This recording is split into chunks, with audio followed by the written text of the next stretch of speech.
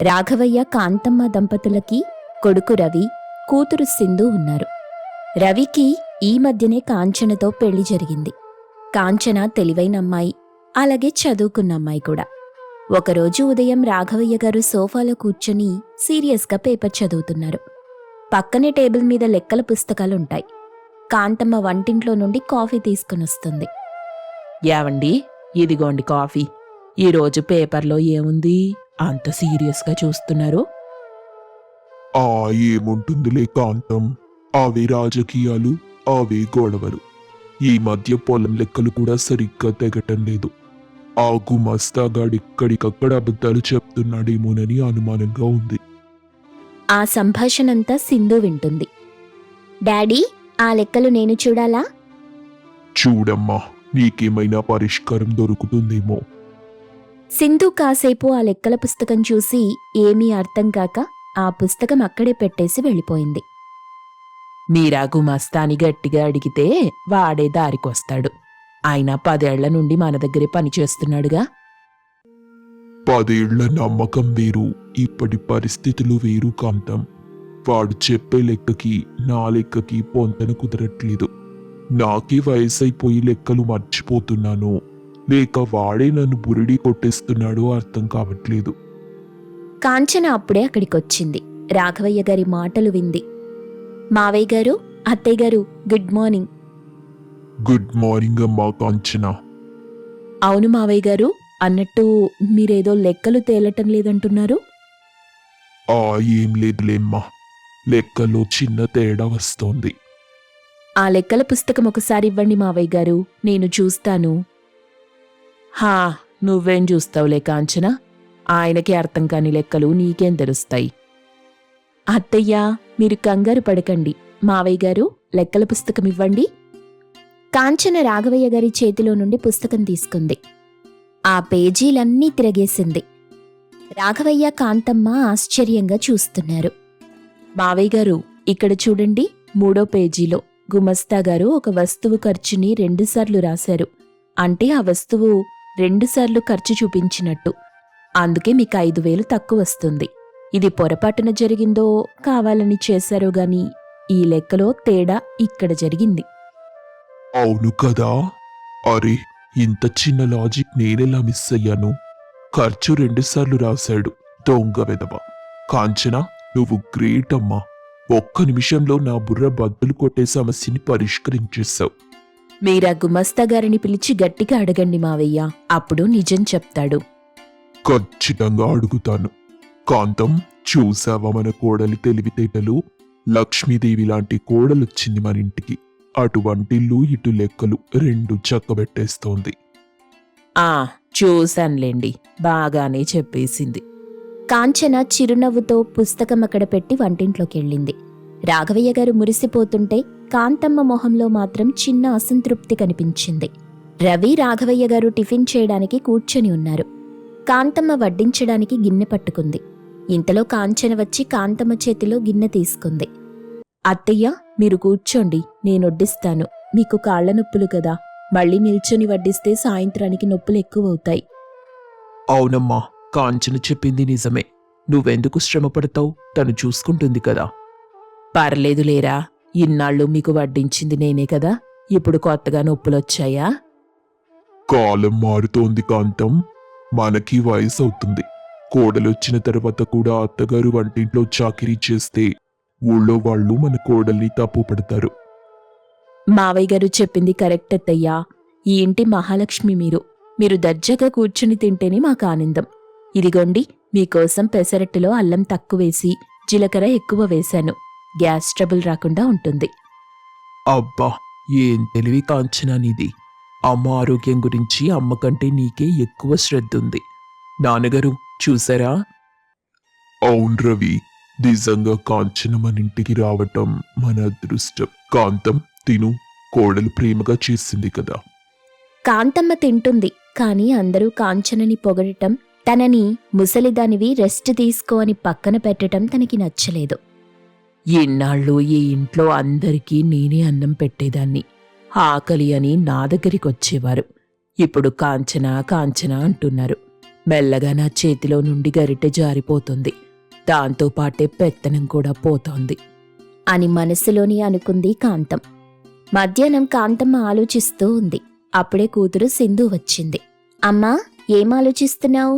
ఉదయం మీ నాన్నగారి లెక్కల సమస్యని కాంచన పరిష్కరించింది.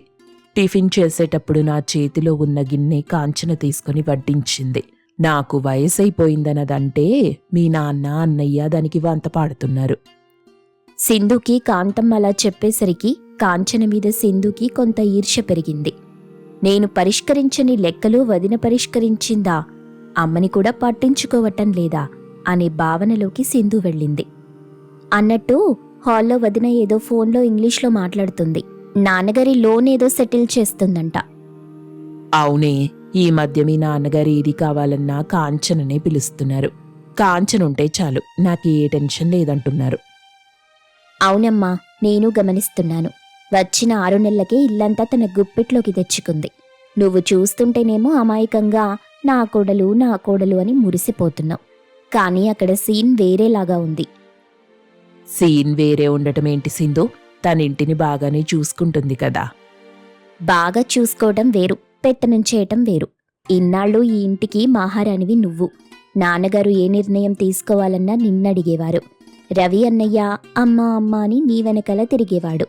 కానీ ఇప్పుడు వదినగారొచ్చి హలో అనగానే అందరూ ఆమె వైపే చూస్తున్నారు. నువ్వు కేవలం ఆ సోఫాలో కూర్చొని వాళ్ళు పెట్టింది తినడానికి తప్ప దేనికి పనికి రాకుండా పోతున్నావు. సింధు మాటలు కాంతమ్మ అభద్రతా భావాన్ని పెంచుతున్నాయి. నిజమేనే సింధు, నాకు కూడా ఈ మధ్య అలాగే అనిపిస్తుంది. ఉదయం టిఫిన్ దగ్గర కూడా రవిగాడు అమ్మకి ఆరోగ్యం బాగోలేదు, కాంచనే చూసుకుంటుంది అన్నాడు. అంటే నేను పనికిరానిదన్నైపోయానా? ఇంకొన్ని రోజులు పోతే బీర్వా తాళాలు కూడా వదిన నడుముకి వెళ్ళిపోతాయి. అప్పుడు నువ్వు రూపాయి కావాలన్నా వదిన దగ్గరే చెయ్యి చాచాల్సి ఉంటుంది. ఆ పరిస్థితి తెచ్చుకోకమ్మా. కాంచనా, ఈరోజు నువ్వు నాన్నగారి పొలం లెక్కలు తేల్చిన విధానం చూసి నాకు చాలా ముచ్చటేసింది.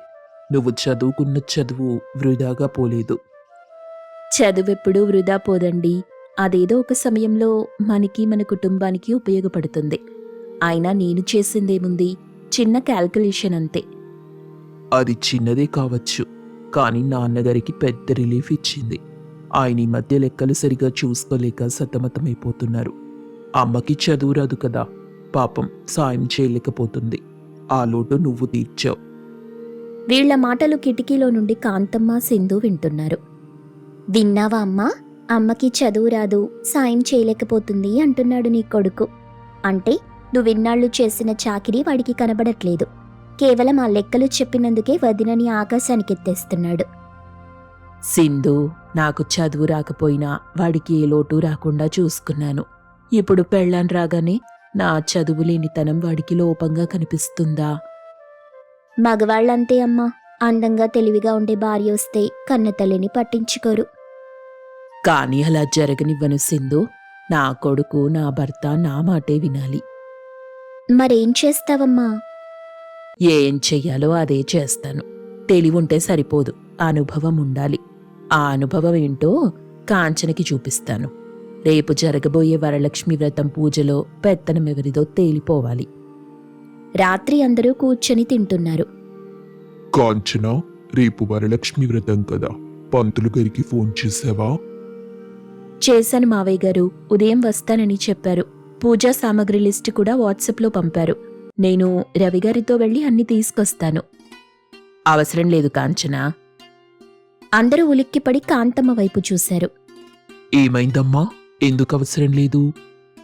పూజా సామాగ్రి తేవడానికి కాంచన వెళ్లాల్సిన అవసరం లేదు. నేనెళ్తాను. ఈ ఇంటి పెద్ద దిక్కుని నేను. ప్రతి ఏడు నేనే వెళ్ళి స్వయంగా పసుపు కుంకుమ చీర తీసుకొస్తాను. ఈసారి కూడా నేనే తెస్తాను. అయ్యో అత్తయ్య, మీకెందుకు శ్రమ అని అన్నాను. మీకు కాళ్ల నొప్పులు కదా. నా కాళ్ల నొప్పుల గురించి నువ్వు మరీ అంత ప్రచారం చెయ్యక్కర్లేదు కాంచన. నేనింకా మంచం పట్టలేదు, నడవగలను. నీ తెలివి లెక్కల దగ్గర చూపించు. కాంతం, ఎందుకంత కోప్పడుతున్నావు? తను సాయం చేద్దామని కదా అడిగింది. సాయం పేరుతో నా బాధ్యతల్ని లాగేసుకుంటుందండి. అమ్మా, ఏం మాట్లాడుతున్నావు? కాంచన లాంటిది కాదు. మనుషుల మనసులో ఏముందో ఎవ్వరికీ తెలీదురా రవి. నేను రేపు బజారుకెళ్తున్నాను, అంతే. కాంతమ్మ విసురుగా లేచి వెళ్ళిపోయింది. సింధు చిరునవ్వుతో తల్లి వెనకాలే వెళ్ళింది. కాంచన కళ్ళలో నీళ్లు సుడులు తిరుగుతున్నాయి. రాఘవయ్య గారు, రవి అమాయకంగా ఒకరినొకరు చూసుకుంటారు. కాంచన, అమ్మకేమైంది? సడన్ గా ఎందుకు ఇలా ప్రవర్తిస్తుంది? తెలీదండి, కానీ అత్తయ్య మనసులో ఏదో అభద్రతా భావం మొదలైంది. నువ్వు బాధపడకమ్మా, కాంతంకి నేను సర్ది చెప్తానులే. వద్దు మావయ్య గారు, ఇప్పుడు మీరు చెప్తే నా భర్తని కూడా తన వైపు తిప్పుకుంది అని అత్తయ్య ఇంకా బాధపడతారు. కాంచన తన తెలివితో కాంతమ్మకి దగ్గరవుతుందా, లేక సింధు కాంతమ్మ కాంచనల మధ్య దూరం ఇంకా పెంచుతుందా? గత ఎపిసోడ్లో రాఘవయ్య గారి లెక్కల సమస్యను తీర్చి కాంచన అందరి మెప్పు పొందింది. అది నచ్చని సింధు కాంతమ్మ మనస్సులో కాంచనపై లేనిపోని అనుమానాలు నింపింది. దాంతో వరలక్ష్మి వ్రతం పూజా సామగ్రి తనే తెస్తానని కాంతమ్మ పంతం పట్టి సింధుతో కలిసి బజారుకెళ్ళింది. ఆ రోజు రాత్రి కాంతమ్మ సింధు చేతిలో సంచులతో బజారు నుండి ఇంటికి తిరిగొస్తారు. ఇద్దరి ముఖాల్లో ఒక తెలియని గెలుపు కనిపిస్తుంది. చూసావా అమ్మా, మనం గంటలు అన్నీ కొనుక్కొచ్చేశాం. దానికి వదినే వెళ్ళాలా? తనకే అన్నీ తెలుసన్నట్టు బిల్డప్ ఒకటి. అవును సింధు, నాకు అనుభవం లేదా ఏంటి? ప్రతి ఏడు ఆ పంతులు గారు రాసిన చిట్టి తీసుకెళ్లి నేనే తీసుకొచ్చేదాన్ని కదా. అప్పుడే కాంచన వంటింట్లో నుండి మంచినీళ్లు తీసుకుని వస్తుంది. వచ్చేసారు అత్తయ్య, చాలా అలసిపోయినట్టున్నారు, నీళ్లు తాగండి. ఆలుపే ముందులే కాంచన, ఇంటి పనులు దేవుడి పనులు నాకేం కొత్త కాదు. ఇదిగో సామాన్లన్నీ తెచ్చాను. నువ్వు అనవసరంగా కంగారు పడ్డావు గాని నేను ఒక్కదాన్ని అన్నీ మేనేజ్ చేయగలను. సంతోషమే కదా అత్తయ్య, మీరు తెచ్చారంటే అన్నీ కరెక్ట్గానే ఉంటాయి. ఒకసారి లిస్ట్ చెక్ చేసుకోమంటారా? అవసరం లేదోదినా, మేమక్కడ షాప్లో 2 సార్లు చెక్ చేశాం. నువ్వెళ్ళి రేపటికి ప్రసాదాల గిన్నెలు శుభ్రం చేయి చాలు. సరే సింధు. కాంచన మౌనంగా వెళ్ళిపోయింది. కాని ఆమె మనసులో ఏదో సందేహం. అత్తయ్యగారు హడావిడిలో ముఖ్యమైనవేమైనా మర్చిపోయారేమోనని అనిపిస్తుంది. కాని ఇప్పుడడిగితే మళ్ళీ గొడవవుతుందని మౌనంగా ఉంది. మరుసటి రోజు ఉదయం 8 గంటలు. ఇల్లు పూలతో అలంకరించి ఉంటుంది. పంతులుగారొచ్చి పీటల మీద కూర్చుంటారు. రాఘవయ్య, కాంతమ్మ, రవి, కాంచన, సింధు అందరూ కొత్త బట్టలు కట్టుకుని సిద్ధంగా ఉంటారు. రాఘవయ్య గారు, ముహూర్తం దగ్గర పడుతోంది, ఇక పూజ మొదలెడదాం. అమ్మగారు, పసుపు గణపతిని చేయడానికి పసుపు తమలపాకులు ఇటివ్వండి. ఇదిగోండి పంతులు గారు. కాంతమ్మ పళ్ళం అందిస్తుంది. పూజ మొదలవుతుంది. కాసేపటి తరువాత అమ్మగారు, ఇప్పుడు అమ్మవారికి నైవేద్యం సమర్పించాలి. చల్మిడి, వడపప్పు సిద్ధంగా ఉన్నాయా? అలాగే తోరణానికి కట్టడానికి దారం, మామిడాకులు తెచ్చారా? కాంతమ్మ ముఖం ఒక్కసారిగా పాలిపోయింది. సింధు వైపు చూసింది. సింధు కూడా బిక్కమొహం వేసింది. అది చలిమిడి, వడపప్పు. సింధు, మనం నిన్న రాత్రి బియ్యం నానబెట్టామా? లేదమ్మా, నువ్వు షాప్లో సామాన్లు కొనే హడావిడిలో ఉన్నావు. నేను చీరలు చూసే హడావిడిలో ఉన్నాను. ఇంటికొచ్చాక అలసిపోయాం కదా, ఆ సంగతే మర్చిపోయాం. ఏంటి కాంతం, వ్రతానికి ముఖ్యమైనవి చలిమిడి, వడపప్పు. అవి లేకుండా పూజలా పూర్తవుతుంది. నిన్నంత గొప్పగా చెప్పావు అన్నీ తెచ్చానని, కనీసం ఇంట్లో చేయాల్సిన పని కూడా మర్చిపోతే ఎలా? ఏమిటమ్మా ఇది? ఇప్పుడు బియ్యం నానబెట్టి దంచి చలిమిడి చెయ్యాలంటే గంట పడుతుంది. అంతసేపు ముహూర్తం ఆగదు కదా. కాంతమ్మకి ఏం చెయ్యాలో అర్థం కాలేదు. కళ్లలో నీళ్లు తిరిగాయి. అందరి ముందు తలదించుకునే పరిస్థితొచ్చింది. సింధు కూడా మౌనంగా ఉండిపోయింది. పంతులు గారు, ఏదో పొరపాటు జరిగిపోయింది, క్షమించండి. ఇప్పుడేం చెయ్యాలి? అప్పుడు కాంచన నెమ్మదిగా వంటింట్లోకి వెళ్ళింది. చేతిలో 2 వెండి గిన్నెలతో తిరిగొచ్చింది. పంతులు గారు, కంగారు పడకండి. ఇదిగో చలిమిడి, వడపప్పు. తోరణానికి దారం కూడా పసుపు రాసి సిద్ధం చేశాను. అందరూ ఆశ్చర్యంగా కాంచన వైపు చూశారు. కాంతమ్మ కళ్ళలో ఆశ్చర్యం, ఊరట రెండూ కనిపిస్తాయి. కాంచనా, ఇవన్నీ నువ్వెప్పుడు చేశావమ్మా? నిన్న రాత్రి అత్తయ్యగారు అలసిపోయి పడుకున్నారు కదా మావయ్య. పూజా సామగ్రిలో ఇవి లేవని గమనించాను. ఉదయాన్నే హడావిడిగా ఇబ్బంది పడకూడదని రాత్రే బియ్యం నానబెట్టి ఉదయాన్నే లేచి సిద్ధం చేశాను. భలే సమయస్ఫూర్తమ్మా మీది. ఇంటికి దీపం ఇల్లాలు అంటే ఇదే. అమ్మగారు, మీ కోడలు చాలా ముందు చూపున్న మనిషి. కాంతమ్మ కాంచన వైపు చూసింది. మనసులో, హమ్మయ్యా, పరువు దక్కింది అనిపించినా పైకి మాత్రం గంభీరంగా ఉంది. పూజ నిర్విఘ్నంగా పూర్తయింది. పూజ తరువాత అందరూ ప్రసాదం తింటున్నారు. రాఘవయ్య గారు చాలా సంతోషంగా ఉన్నారు. చూసావా కాంతం, కాంచన లేకపోతే ఈరోజు పూజ మధ్యలోనే ఆగిపోయేది. నువ్వు అనుభవం ఉందన్నావు, కాంచన బాధ్యత తీసుకుంది కాబట్టే మన పరువు నిలబడింది. అవునమ్మా, కాంచన్ ఇప్పుడు ఒక అడుగు ముందే ఆలోచిస్తుంది. ఇప్పటికైనా ఒప్పుకో, తను మన ఇంటికి మంచి కోడలే కాదు, మంచి నేస్తం కూడా. సరేలే అన్నయ్య, ఏదో చిన్న విషయం మర్చిపోయాం, వదిన గుర్తు చేసింది. దానికి ఇంత పొగడాలా? అయినా వదినకు ఆ మాత్రం బాధ్యత ఉండాలి కదా.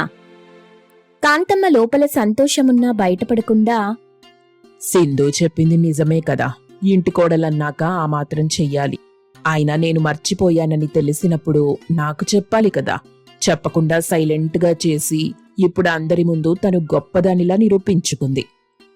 అయ్యో అత్తయ్య, అలా అనుకోకండి. మీరు నిన్న చాలా అలసిపోయారు.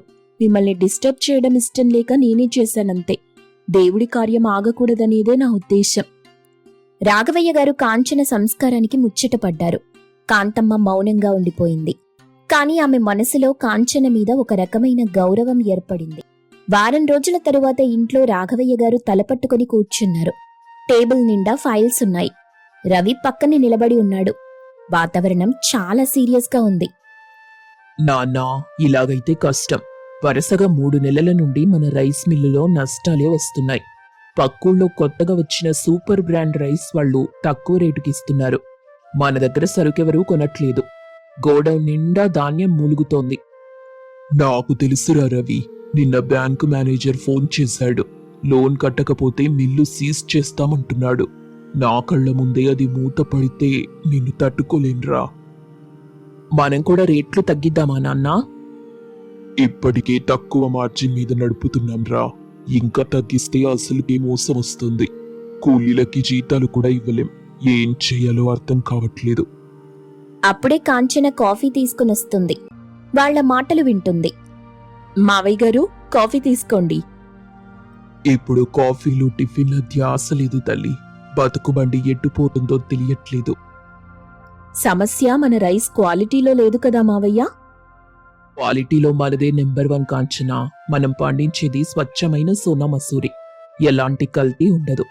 ఆ కొత్త కంపెనీ వాడు పాలిష్ ఎక్కువ పెట్టి తళతళ మెరిసేలా చేసి తక్కువ కమ్ముతున్నాడు. మనం పాలిష్ తక్కువ పెడతాం కాబట్టి మన బియ్యం కాస్త ముతకగా కనిపిస్తాయి. కానీ ఆరోగ్యానికి మనవే మంచివి. అంటే మన బలం మన క్వాలిటీ. కాని జనం ఆకర్షణకి పోతున్నారు. మావయ్య గారు, నాదొక చిన్న సలహా వింటారా? చెప్పు తల్లి. మనం ఇప్పటిదాకా రాఘవేంద్ర రైస్ అని అమ్మేవాళ్లం. జనం దృష్టిలో అదొక సాధారణ రైస్. మనం మన పద్ధతి మార్చాలి. మన బియ్యానికి ఆర్గానిక్ హెల్త్ రైస్, ముతక బియ్యం అని పేరు పెట్టి ఒక కొత్త ప్యాకింగ్ చేద్దాం. ముతక బియ్యం అని పెడితే ఎవరు కొంటారు కాంచన? అక్కడే ఉంది లాజిక్ రవి గారు. పాలిష్ లేని బియ్యం షుగర్ పేషెంట్లకి అమృతం అని ప్రచారం చేద్దాం. సిటీలో ఉండే అపార్ట్మెంట్ వాళ్లకి, డాక్టర్లకి మన బియ్యం శాంపిల్స్ ఫ్రీగా ఇద్దాం. అలాగే ప్రతి 25 కేజీల బస్తా కొంటే 1 కేజీ రాగిపిండి ఉచితమని పెడదాం. మన పొలంలో రాగులు కూడా పండుతున్నాయి కదా. రాగి పిండి ఉచితమా? అవును మావయ్య. ఇప్పుడందరూ మిల్లెట్స్, రాగులు, జొన్నలు తినడానికి ఆసక్తి చూపిస్తున్నారు. మనం బియ్యంతో పాటు ఆరోగ్యాన్ని కూడా అమ్ముతున్నామని చెప్తే జనం రేటు గురించి ఆలోచించరు. ఐడియా బాగుంది నాన్న. ఆ కొత్త కంపెనీ వాడు కేవలం గ్లామర్ ని నమ్ముకున్నాడు. మనం హెల్త్ ని నమ్ముకుందాం. కాంచన చెప్పినట్టు ట్రై చేద్దాం. సరే, కాంచన తెలివి మీద నాకు నమ్మకం ఉంది. వెంటనే ఈ ప్లాన్ అమలు చేద్దాం. 1 నెల తరువాత రాఘవయ్య గారు చేతిలో స్వీట్ బాక్స్ తో చాలా హుషారుగా ఇంటికొచ్చారు. అందరూ హాల్లో ఉన్నారు. కాంతం, స్వీట్లు తీసుకో. ఏవండి, ఏంటి రోజు ఇంత ఆనందంగా ఉన్నారు? ఏవైనా విశేషమా? విశేషమంటే మామూలు విశేషం కాదు. అద్భుతం జరిగింది. గత నెలలో మన సేల్స్ డబుల్ అయ్యాయి. కాంచన చెప్పిన health rice idea super hit అయింది. ఇప్పుడు సిటీ నుండి డీలర్లు ఫోన్ చేసి మరీ అడ్వాన్స్ ఇస్తున్నారు. అవునమ్మా, ఆఫర్లో ఇచ్చిన రాగిపిండి కోసం జనం ఎగబడి కొంటున్నారు. మన నష్టాలన్నీ పూడిపోయాయి. ఇదంతా కాంచన క్రెడిటే. నిజంగానే వదిన ఐడియా అంత బాగా పనిచేసిందా నాన్నా? పని చేయడం ఏంటి తల్లి, మన కంపెనీనే నిలబెట్టింది. నిజమే కాంచన, నువ్వు వంటగదిలోనే కాదు బయట కూడా మొనగత్తవే. అత్తయ్య మీరలా అనకండి. మావయ్య గారు అమ్మే రైస్ మంచివి కాబట్టి నా ఐడియా పనిచేసింది. అందులో అందరి కష్టమూ ఉంది. గ్రేట్ వదినా, నీకు బిజినెస్లో ఇంత టాలెంట్ ఉందనుకోలేదు. సింధు కూడా పైకి అభినందిస్తుంది. ఇంట్లో పండగ వాతావరణం నెలకొంది. మరో 15 రోజుల తరువాత వాతావరణం మళ్లీ గంభీరంగా మారుతుంది. రాఘవయ్య గారు కోపంగా ఫోన్ మాట్లాడుతున్నారు. ఏంటి, ఆర్డర్లు క్యాన్సిల్ చేస్తున్నారా? ఎందుకు? సడన్ గా ఏమైంది? మొన్నటిదాకా బ్రహ్మాండంగా ఉందన్నారు కదా. రవి, కాంచన, కాంతమ్మ కంగారుగా వస్తారు. ఏమైంది మావయ్య గారు? ఎందుకంత టెన్షన్ పడుతున్నారు? మోసం కాంచన, దారుణమైన మోసం జరిగింది. మన బియ్యంలో రాళ్ళు పురుగులు వస్తున్నాయని కస్టమర్లు కంప్లైంట్ చేస్తున్నారంట. నిన్న పంపిన లారీ సరుకు మొత్తం రిటర్న్ వచ్చింది. డీలర్లందరూ ఆర్డర్లు క్యాన్సిల్ చేసుకుంటున్నారు. అదేంటి నాన్న, మనం క్వాలిటీ విషయంలో ఎప్పుడూ కాంప్రమైజ్ అవ్వలేదే. నాకు అది అర్థం కావట్లేదురా. సడన్ గా మన బ్రాండ్ మీద ఎందుకింత నెగిటివ్ టాక్ వచ్చింది? ఎవరో కావాలని మన పేరు చెడగొట్టడానికి కుట్ర చేస్తున్నారు. అయ్యో దేవుడా, మొన్ననే కదా లాభాలొచ్చాయని సంతోషించాం. ఎవరి దిష్టి తగిలిందో ఏంటో. ఇది దిష్టి కాదత్తయ్యా, ఖచ్చితంగా కుట్రే. మన బియ్యం క్వాలిటీ మనకి తెలుసు. ప్యాకింగ్ చేసేటప్పుడు మనం దగ్గరుండి చూసుకుంటాం. మరి కస్టమర్ దగ్గరికి వెళ్లేసరికి రాళ్ళెలా వస్తాయి? అయితే ట్రాన్స్పోర్ట్లో ఏమైనా జరుగుతుందా? కావచ్చు. లేదా మన మిల్లులోనే మనకి తెలియని శత్రువు ఎవరైనా ఉన్నారా? నా మనుషులు నమ్మకస్తులమ్మా, ఎవ్వరిని అనుమానించలేను. ఇక మనం కోలుకోవటం కష్టం. రాఘవయ్య కళ్లలో నీళ్లు తిరిగాయి. మావయ్య గారు, ధైర్యంగా ఉండండి. సమస్య ఎక్కడుందో నేను కనిపెడతాను. వదినా, ఇది పెద్దవాళ్ల గొడవ. నువ్వు మరీ రిస్క్ తీసుకుంటున్నావేమో. మన కుటుంబం కోసం ఎంత రిస్క్ అయినా తీసుకుంటాను సింధు. ఈ నష్టాలకి శాశ్వత పరిష్కారం కనుగొనేదాకా నిన్ను నిద్రపోను. అసలు బియ్యంలో రాళ్లెలా వస్తున్నాయి? కాంచన అనుమానం ఎవరిమీద? మిల్లులో ఉన్న ఆ నమ్మకద్రోహి ఎవరు? గత ఎపిసోడ్లో కాంచన తెలివితేటలతో health rice idea super hit అయింది. కంపెనీ లాభాల్లోకొచ్చింది. కానీ ఆ ఆనందం ఎంతోసేపు నిలవలేదు. బియ్యంలో రాళ్ళు పురుగులు వస్తున్నాయని కస్టమర్లు సరుకు వెనక్కి పంపటం మొదలెట్టారు. ఇది ఎవరో చేస్తున్న కుట్ర అని కాంచన గ్రహించింది. ఆ కుట్రదారుడు ఎవరో కనిపెడతానని శపథం చేసింది. రాత్రి కాంచన నిద్రపోకుండా గదిలో అటూ ఇటూ తిరుగుతుంది. రవి మంచం మీద కూర్చొని ఆమెని చూస్తున్నాడు. కాంచనా, ఇక పడుకో. రాత్రి 11 దాటింది. నిద్ర రావట్లేదు రవిగారు. నా బుర్రలో పురుగుల గురించే ఆలోచనలు తిరుగుతున్నాయి. మనం ఎంత క్వాలిటీ చెక్ చేసినా ప్యాకింగ్ అయ్యేటప్పుడు బియ్యం శుభ్రంగానే ఉన్నాయి. మరి కస్టమర్ ఇంటికెళ్లేసరికి అందులో రాళ్ళెలా వస్తాయి? అంటే ట్రాన్స్పోర్ట్లో లారీ వాళ్ళు ఏమైనా చేస్తున్నారా? లారీ సీల్ వేసి పంపిస్తున్నాం కదా. సీల్ బ్రేక్ అవ్వలేదు అంటే ఆ రాళ్ళు పురుగులు మన మిల్లులోనే ప్యాకింగ్కి ముందే కలుపుతున్నారు.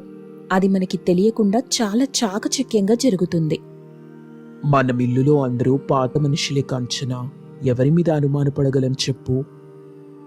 పాత మనుషులు అయినంత మాత్రాన నిజాయితీగా ఉంటారని గ్యారంటీ లేదు రవిగారు.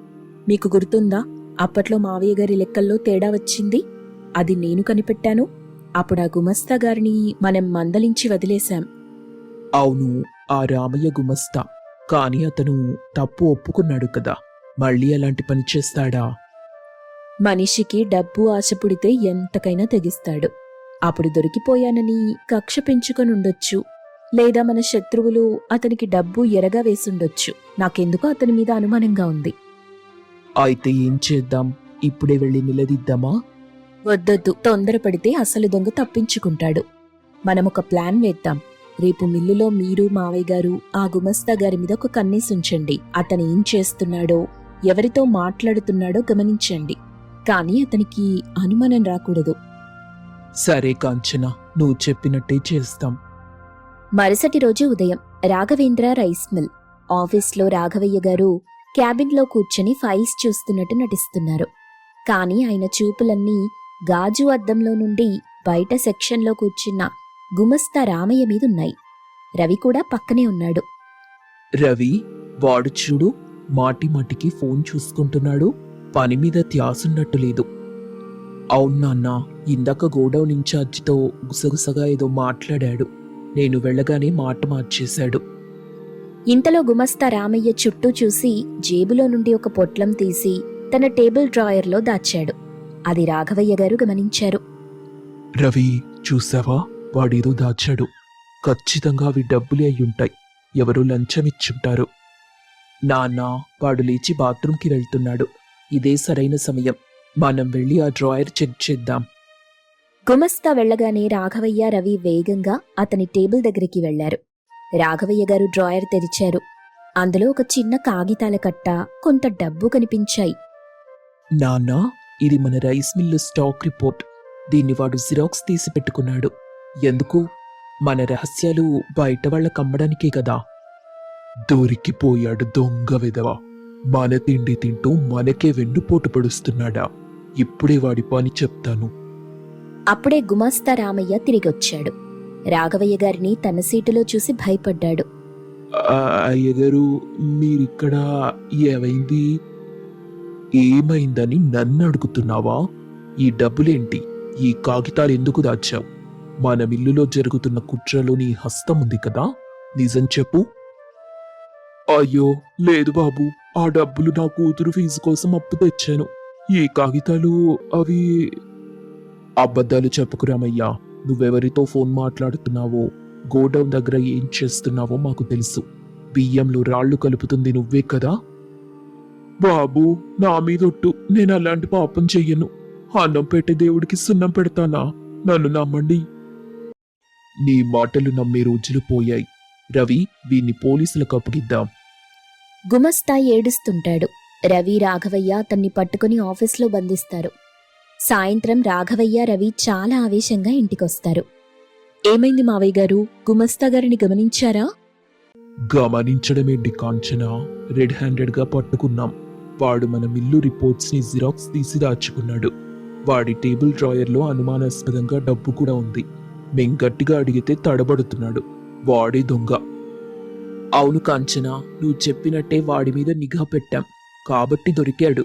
లేకపోతే మనల్ని నిండా ముంచేసేవాడు. పోలీసులకి ఫోన్ చేద్దామా? ఒక్క నిమిషం మావయ్య గారు. అతను రిపోర్ట్స్ దాచాడు సరే, డబ్బులున్నాయి సరే, కానీ అతను బియ్యంలో రాళ్లు కలుపుతుండగా మీరు చూశారా? అదొక్కటే చూడలేదు. కానీ వాడి ప్రవర్తన చూస్తే అర్థమవటం లేదా? వాడికి మన మీద కక్ష ఉంది. మావయ్య గారు, నాకెందుకో మనమేదో మిస్ అవుతున్నామనిపిస్తుంది. ఒక దొంగ అంత సులభంగా ఆధారాలు డ్రాయర్లో పెడతాడా? జిరాక్స్ పేపర్లు ఎవరైనా చూస్తారని భయముండదా? అంటే వాడినెవరో ఇరికించారంటావా? నేనలా అనటం లేదు. బియ్యంలో టన్నుల కొద్దీ రాళ్లు కలపాలంటే ఒక్కడి వల్ల కాదు. దానికొక టీం కావాలి. గుమస్తా గారికి అంత ధైర్యం, అంత పవర్ లేదు. అసలు దొంగ ఇంకా మన కళ్ళకి కనిపించకుండా మిల్లులోనే తిరుగుతున్నాడు. అబ్బా వదినా, నీకన్నీ అనుమానాలే. నాన్నగారు దొంగని పట్టుకున్నా కూడా నువ్వు ఒప్పుకోవా? నీ క్రెడిట్ పోతుందనా? ఇది క్రెడిట్ గురించి కాదు సింధు. మనం అసలు నేరస్తుని వదిలేసి అమాయకుణ్ణి లేదా చిన్న దొంగని శిక్షిస్తే మన సమస్య అలాగే ఉంటుంది. రేపు మళ్ళీ బియ్యంలో రాళ్ళొస్తాయి. అప్పుడేం చేస్తాం? మరిప్పుడు ఏం చేయమంటావు కాంచనా? మావయ్య గారు, ఈ మధ్య మన మిల్లులో కొత్తగా జాయిన్ అయిన వాళ్ళెవరైనా ఉన్నారా? ముఖ్యంగా ప్యాకింగ్ సెక్షన్లో గాని, గోడౌన్లో గాని. ఉన్నారు. పోయిన నెల వర్క్ ఎక్కువ ఉందని ఒక 4 కొత్త లేబర్లని, ఒక సూపర్వైజర్ని తీసుకున్నాం. ఆ లిస్ట్ ఒకసారి తీసుకురండి రవి గారు. వాళ్ళ ఆధార్ కార్డులు, అడ్రస్లు చెక్ చేయాలి. రవి ఆఫీస్ నుండి కొత్త ఎంప్లాయీస్ ఫైల్ తీసుకొచ్చాడు. కాంచన, రాఘవయ్య, రవి, కాంతమ్మ టేబుల్ చుట్టూ కూర్చుని ఉన్నారు. వీళ్ళందరూ లోకల్ వాళ్ళేనా? 3 లోకల్, ఒక సూపర్వైజర్ మాత్రం పక్క జిల్లా నుండి వచ్చాడు. చాలా తెలివైనవాడు. పని బాగా చేస్తున్నాడని గోడౌన్ ఇన్ఛార్జ్ చెప్పాడు. సూపర్వైజర్ పేరేంటి? శేఖరం. కాంచన శేఖరం అప్లికేషన్ ఫామ్ చూసింది. అందులో అడ్రస్, తండ్రి పేరు, ఊరు పేర్లు నిశితంగా గమనించింది. ఆగండి, ఇక్కడ చూడండి. ఏమైంది కాంచనా? ఈ శేఖరం సొంతూరు వీరవల్లి. మీకు ఈ ఊరి పేరెక్కడైనా విన్నట్టనిపించట్లేదు? వీరవల్లి? మనకి పోటీగా వచ్చిన super brand rice mill owner ఉన్నాడే, కేశవ. వాడి సొంతూరు కూడా వీరవల్లే కదా? ఎగ్జాక్ట్లీ మావయ్య గారు. కేవలం ఊరొకటే కాదు, ఇక్కడ రిఫరెన్స్ ఇచ్చిన పేరు చూడండి, కేఆర్ ట్రేడర్స్. అది కేశవ గారి బినామీ కంపెనీ అని మొన్న పేపర్లో కూడా వచ్చింది. అంటే ఈ శేఖరంగాడు ఆ కేశవ మనిషా? సందేహమే లేదు మావయ్య. కేశవ మన బిజినెస్ ని దెబ్బ కొట్టడానికి ప్లాన్ వేసి తన మనిషిని మన కంపెనీలో సూపర్వైజర్గా చేర్పించాడు. గుమస్తా రామయ్య గారికి డబ్బులెరగా వేసి స్టాక్ వివరాలు బయటకి పంపేలా చేసుంటారు. కానీ అసలు పని అంటే బియ్యంలో రాళ్లు కలిపే పని ఈ శేఖరం తన కనుసన్నల్లో చేయించి ఉంటాడు. సూపర్వైజర్ కాబట్టి ఎవ్వరూ అనుమానించరు. అమ్మో, ఎంత మోసం! గుమస్తా రామయ్య చిన్న దొంగ, కానీ ఈ శేఖరం ఆ కేశవ చేతిలో ఆయుధం. మన మిల్లులో ఉన్న ఓల్డ్ స్టాక్ని, పురుగుపట్టిన బియ్యాన్ని మంచి బియ్యంలో కలపటం ఇతని పనయ్యుంటుంది. వాణ్ణి ఇప్పుడే పిలిపించి నిజం కక్కిస్తాను. ఆ కేశవగాడి అంతు చూస్తాను. వద్దు మావయ్య గారు, ఆవేశమొద్దు. మనం శేఖరంని ఇప్పుడే నిలదీస్తే వాడు కేశవ పేరు బయటపెట్టడు. పైగా కేశవ చాలా పవర్ఫుల్. మనం ఆధారాలు లేకుండా వెళ్తే మనల్ని ఇరికిస్తాడు. మరేం చేద్దాం వదినా? చూస్తూ ఊరుకుందామా? లేదు, మనం వాళ్ళకి తెలియకుండా వాళ్ళ ఆట కట్టించాలి. గుమస్తా రామయ్యని మనం పట్టుకున్న విషయం శేఖరంకి ఇంకా తెలీదనుకుంటా. లేదు, ఆఫీస్లో జరిగిన గొడవ బయటెవ్వరికీ తెలీదు. రామయ్యనింకా లోపలే ఉంచాం. గుడ్. అయితే ఇప్పుడు మనం ఒక డ్రామా ఆడాలి. శేఖరం ద్వారానే కేశవని ఈ ఉచ్చులోకి లాగాలి. ఆ కేశవగాడు మన కంపెనీ పరువు తీయాలని చూశాడు కదా, ఇప్పుడు వాడి కంపెనీ పరువు బజారులో పడేలా చేద్దాం. ఎలా అమ్మా కాంచనా? రేపొక పెద్ద లోడ్ అర్జెంటుగా కావాలని ఒక ఫేక్ ఆర్డర్ని క్రియేట్ చేద్దాం. ఆ లోడ్ ప్యాకింగ్ బాధ్యత శేఖరంకి అప్పగిద్దాం. వాడు ఖచ్చితంగా అందులో కల్తీ చేయడానికి ట్రై చేస్తాడు. అప్పుడు మనం రెడ్ హ్యాండెడ్గా పట్టుకోవడమే కాదు, అది లైవ్లో అందరికీ తెలిసేలా చేద్దాం. కాంచన కళ్ళలో ఒక మెరుపు మెరిసింది. రాఘవయ్య గారు ఆమె ధైర్యాన్ని చూసి గర్వపడ్డారు. జాగ్రత్త కాంచనా, ఆ కేశవ రౌడీ అని విన్నాను. బుద్ధిబలం ముందు కండబలం ఎప్పుడూ ఓడిపోతుందత్తయ్యా. మన కుటుంబం జోలికొస్తే ఆ కేశవైనా ఇంకెవరైనా బుద్ధి చెప్పాల్సిందే. నిజమైన ద్రోహి శేఖరమేనా? నిజమైన ద్రోహిని కాంచన ఎలా పట్టుకుంది? ఆ super brand rice owner Keshava చేసే మోసాన్ని కాంచన, రవి ఎలా బయటపెట్టారు? గత ఎపిసోడ్లో వ్యాపారంలో వరుస నష్టాలు రావడంతో ఆఫీస్ గుమస్తా రామయ్యను ప్రశ్నించారు. అయితే అసలు దొంగ గుమస్తా కాదని కొత్తగా చేరిన శేఖరం అనే సూపర్వైజర్ మీద కాంచనకి అనుమానం వచ్చింది. అతన్ని రహస్యంగా కనిపెట్టాలని నిర్ణయించుకున్నారు. ఉదయం కాంచన, రవి, రాఘవయ్య గారు టేబుల్ చుట్టూ కూర్చుని సీరియస్గా మాట్లాడుకుంటూ ఉన్నారు. కాంచన చేతిలో మిల్లులో కొత్తగా పెట్టించిన సీసీ కెమెరాల మానిటర్ ట్యాబ్ ఉంది. కాంచనా, నువ్వు చెప్పావని మిల్లులో ఎవరికీ తెలియకుండా రహస్యంగా కెమెరాలు పెట్టించాం. ముఖ్యంగా గోడౌన్లో ఆ శేఖరం పనిచేసే చోట ఫోకస్ పెట్టాం.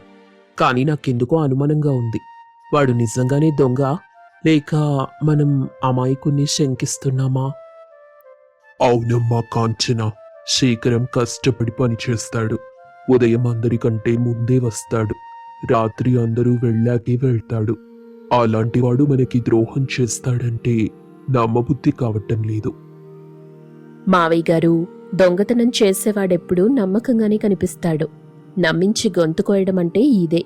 గుమస్తా రామయ్య చిన్నవాడు, కానీ ఈ శేఖరం ఆ కేశవ మనిషి. వాడందరికంటే ముందొచ్చేది పని చేయడానికి కాదు, మనం లేనప్పుడు సరుకు కల్తీ చేయడానికి. అందరూ వెళ్ళాక వెళ్లేది కూడా అందుకే. సరే, నువ్వు చెప్పిందే నిజమనుకుందాం. కానీ నిన్న రోజంతా మనం వాణ్ణి గమనించాం కదా. వాడు ఒక్క తప్పు కూడా చేయలేదు. చాలా సిన్సియర్గా ప్యాకింగ్ చేశాడు. అది వాడి తెలివి రవి గారు. మనం కొత్తగా నిఘా పెట్టామని వాడికెక్కడో అనుమానం వచ్చుంటుంది. లేదా సమయం కోసం చూస్తూ ఉండొచ్చు. పులి వేటాడే ముందు 2 అడుగులు వెనక్కి వేస్తుంది. అంత మాత్రాన అది వేటాడడం మానేసినట్టు కాదు గదా. మరి ఇంకెన్నాళ్ళిలా చూస్తూ కూర్చుందాం? వ్యాపారం పడిపోతుంది. డీలర్లు ఫోన్ చేసి తిడుతున్నారు. తొందరపడకండి మావయ్య గారు, ఓపికే మన ఆయుధం. ఈరోజు కూడా వాణ్ణి గమనిద్దాం. వాడెంత జాగ్రత్తగా ఉన్నా ఏదో ఒక క్షణంలో దొరక్కపోడుగా. ఈరోజు మిల్లులో లోడింగ్ ఎక్కువగా ఉంది. ఖచ్చితంగా వాడి హడావిడిని వాడుకుంటాడు. రవిగారు, ఈరోజు మీరు మిల్లుకి వెళ్ళకండి. ఇంట్లోనే ఉండి ఈ మానిటర్లో చూడండి. నేను మావయ్య గారు వేరే పని మీద టౌన్కి వెళ్తున్నట్టు నటిస్తాం. మనం మిల్లులో లేమని తెలిస్తేనే వాడు తన తోక జాడిస్తాడు. సరే కాంచన, నువ్వు చెప్పినట్టే చేద్దాం. కానీ వాడు దొరక్కపోతే మాత్రం నా పద్ధతిలో నేను డీల్ చేస్తాను. మధ్యాహ్నం రవి తన గదిలో ల్యాప్టాప్ ముందు కూర్చొని మిల్లులో ఉన్న సీసీ కెమెరా ఫుటేజ్ని నిశితంగా గమనిస్తున్నాడు. పక్కనే కాంచన, రాఘవయ్య గారు కూడా ఉత్కంఠగా చూస్తున్నారు. మిల్లులో అందరూ లంచ్కి వెళ్లారు. గోడౌన్ నిర్మానుష్యంగా ఉంది. శేఖరం మాత్రం అక్కడే అటూ ఇటూ చూస్తున్నాడు. చేతిలో టిఫిన్ బాక్స్ బ్యాగ్ ఉంది.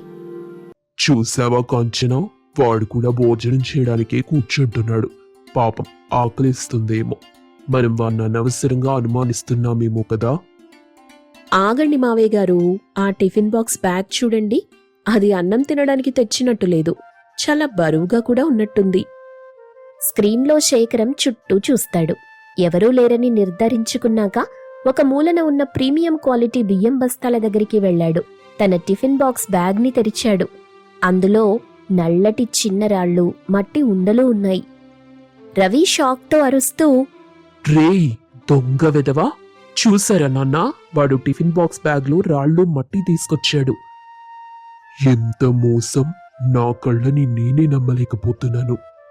చూడండి, వాడా రాళ్లని బియ్యం బస్తాలలో కలిపి చాలా వేగంగా ఆ బస్తాల్ని సీల్ చేస్తున్నాడు. ఎంత అలవాటు లేకపోతే అంత స్పీడ్గా చేస్తాడు. ఇన్నాళ్ళు మన కస్టమర్లు తిట్టింది ఇందుకేనా? వాడి అంతు చూస్తాను, పదండి నాన్న. రవిగారు, ఆవేశమొద్దు. మనమిప్పుడే వెళ్తే వాడు పారిపోవచ్చు, లేదా సాక్ష్యం మాయం చేయొచ్చు. మనం రెడ్ హ్యాండెడ్గా పట్టుకోవాలి. కానీ మనం వెళ్లేసరికి వాడు పని పూర్తి చేసేస్తాడు. అందుకే నేను ముందుగానే పోలీస్ స్టేషన్కి ఫోన్ చేశాను. ఎస్ఐ గారు మిల్లు బయటే సివిల్ డ్రెస్లో ఉన్నారు. మనం ఇక్కడి నుండి సిగ్నల్ ఇవ్వగానే లోపలికి వెళ్తారు వాళ్ళు. బాలే ప్లాన్ వేశావమ్మా. పదండి, మనం కూడా వెళ్దాం. వాడి నిజస్వరూపం ఈరోజు ప్రపంచానికి తెలియాలి. శేఖరం రాళ్లు కలిపే పనిలో బిజీగా ఉన్నాడు. అప్పుడే వెనక నుండి ఎస్ఐ, పోలీసులు, వాళ్ల వెనుక రాఘవయ్య, రవి, కాంచన ఎంట్రీ ఇచ్చారు. శేఖరం ఉలిక్కిపడి చేతిలో ఉన్న రాళ్ల బాక్స్ని కింద పడేస్తాడు. వెనక్కి తిరిగి చూసి వణికిపోతాడు. అయ్యగారు, మీరా? నేను ఏంట్రా, నువ్వు అన్నం తినేవాడివా లేక గడ్డి తినేవాడివా? మేం నిన్ను మా మనిషి అనుకొని నమ్మి పనిస్తే మాకే వెన్నుపోటు పొడుస్తావా? బాబు, నన్ను కొట్టకండి, నాకేం తెలీదు. ఇవెవరో ఇక్కడ పెట్టారు, నేను తీసి పడేస్తున్నానంతే. కాంచన తన ఫోన్లో రికార్డ్ అయిన సీసీ కెమెరా వీడియో చూపిస్తూ, ఇంకా అబద్ధాలెందుకు శేఖరం? ఇదిగో వీడియో. నువ్వు టిఫిన్ బాక్స్ బ్యాగ్లో రాళ్లు తీసుకొచ్చిన దగ్గర నుండి బస్తాలో కలిపే వరకు అంతా రికార్డ్ అయింది. ఇప్పుడు చెప్పు, ఎవరి కోసం చేస్తున్నావి పని? శేఖరం వీడియో చూసి నీరుగారిపోయాడు. తప్పించుకునే దారి లేదని అర్థమవుతుంది. చెప్పరా, నిన్ను చేరదీసిన పాపానికి మా కడుపే కొడతావా? అసలు నిన్నెవరు పంపించారు?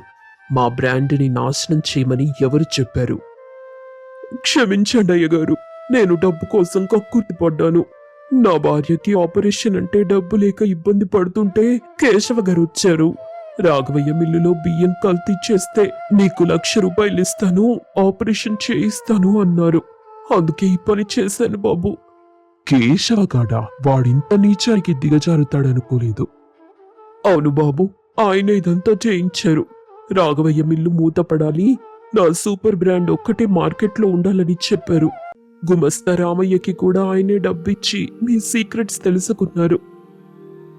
ఎస్ఐ గారు, విన్నారు కదా, ఇతను కేవలం పావు మాత్రమే. అసలు దొంగ ఆ కేశవ. అతని వాంగ్మూలం రికార్డ్ చేయండి. తప్పకుండా అమ్మా.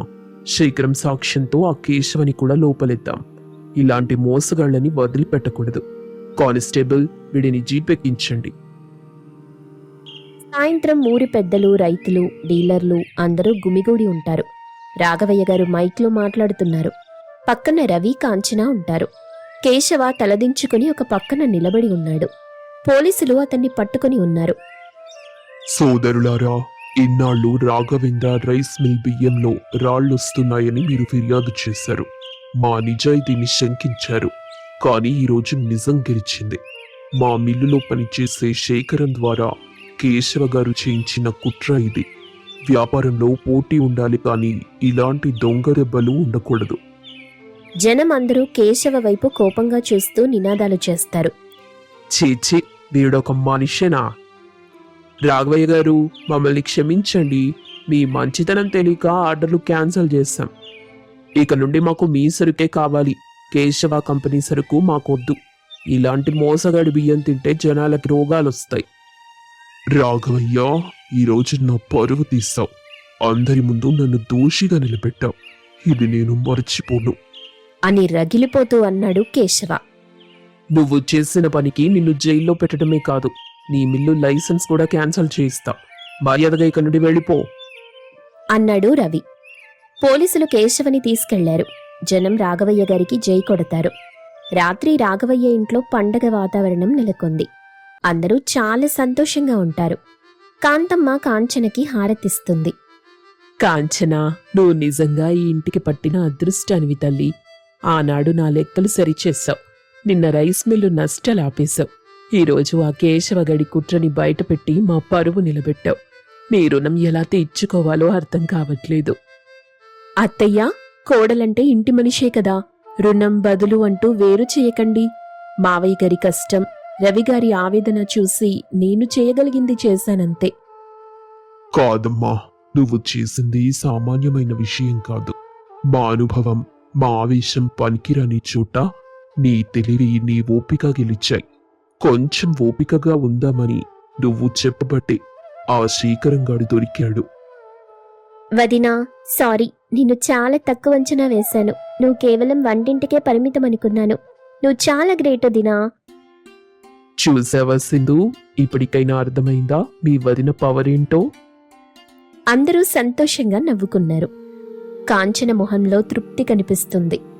రాత్రి పోలీస్ స్టేషన్ బయట కేశవ బెయిల్ మీద బయటకొచ్చాడు. అతని కళ్ళు ఎర్రగా ఉన్నాయి. పక్కన అతని అసిస్టెంట్ ఉన్నాడు. సార్, ఇప్పుడు ఏం చేద్దాం? మన మిల్లు పరువు పోయింది. డీలర్లంతా రాఘవయ్య వైపు వెళ్ళిపోయారు. మనకి భారీ నష్టం తప్పదు. నష్టం డబ్బులో వస్తే సంపాదించుకోవచ్చురా, కానీ పరువులో వస్తే ఏమైనా చేసి తిరిగి తెచ్చుకోవాలి. ఆ రాఘవయ్య, వాడి కొడుకు రవి, వాళ్ళని చూస్తే నాకు భయం లేదు. కానీ ఆ కోడలు, ఆ కాంచనుంది చూడు, అది చాలా డేంజర్. అవును సార్, ఆమె మన ప్లాన్ కనిపెట్టింది. సీసీ కెమెరాలు పెట్టింది కూడా ఆమెనంట. అందరి ముందు నన్ను తలదించుకునేలా చేసింది కదా, దానికి బదులు తీర్చుకోవాలి. రాఘవయ్యని దెబ్బ కొట్టాలంటే వాడి వ్యాపారాన్ని కాదు, వాడి కుటుంబాన్ని ముక్కలు చెయ్యాలి. ఏం చేద్దాం సార్? ఈసారి యుద్ధం మిల్లులో కాదు, వాళ్ళ ఇంట్లో జరగాలి. వాళ్ళ సంతోషాన్ని ఆవిరి చెయ్యాలి. రాఘవయ్య కూతురు సింధు ఉంది కదా, దాన్ని పావుగా వాడుకుందాం. సింధునా? ఆమెకి మనకి సంబంధం ఏంటి సార్? కేశవ క్రూరంగా నవ్వుతాడు. అక్కడ రాఘవయ్య గారి ఇంట్లో రాబోయే తుఫాను గురించి తెలియకుండా అందరూ ప్రశాంతంగా నిద్రపోతుంటారు. గత ఎపిసోడ్లో కాంచన తెలివితో కేశవ చేసిన కుట్రని భగ్నం చేసింది. బియ్యంలో రాళ్లు కలుపుతున్న శేఖరాన్ని రెడ్ హ్యాండెడ్గా పట్టుకుని పోలీసులకప్పగించింది. దాంతో కేశవ జైలు పాలయ్యాడు. అవమానంతో రగిలిపోతున్న కేశవ రాఘవయ్య కుటుంబంపై పగ తీర్చుకోవడానికి కొత్త పథకం రచించాడు. ఈసారి వ్యాపారాన్ని కాదు, కుటుంబాన్ని దెబ్బకొట్టాలని నిర్ణయించుకున్నాడు.